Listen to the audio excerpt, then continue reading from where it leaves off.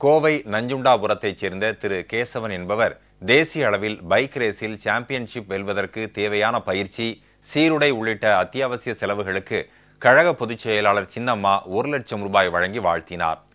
கோவை மாவட்டம் Nanjundapuram road 1 Venus industries 2வது தெரு என்ற முகவரியில் வசித்து வரும் திரு எஸ் கேசவன் என்பவர் கடந்த ஆண்டு கோவையில் நடைபெற்ற பைக் ரேஸில் கலந்து கொண்டு வெற்றி பெற்றதாகவும், இந்திய தேசிய அளவில் பைக் ரேஸில் சாம்பியன்ஷிப் வெல்வதற்கு கடுமையான பயிற்சிகளை மேற்கொண்டு வருவதாக தெரிவித்து, மிகவும் ஏழ்மை நிலையில் உள்ள தான் பயிற்சி பெறுவதற்கு தேவையான சீருடை உள்ளிட்ட அத்தியாவசிய செலவுகளுக்கு நிதி உதவி வழங்க வேண்டி அனைத்திந்திய அண்ணா திராவிட முன்னேற்றக் கழக பொதுச் செயலாளர் சின்னம்மாவுக்கு கடிதம் மூலம் கோரிக்கை வைத்திருந்தார்.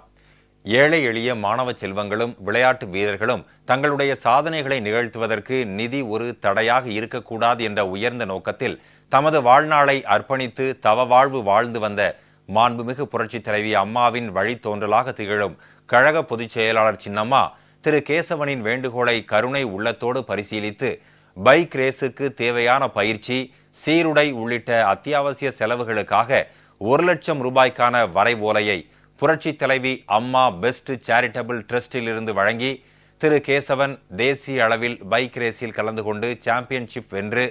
தமிழ்நாட்டிற்கு பெருமை தேடி தர வேண்டும் என வாழ்த்து தெரிவித்தார்.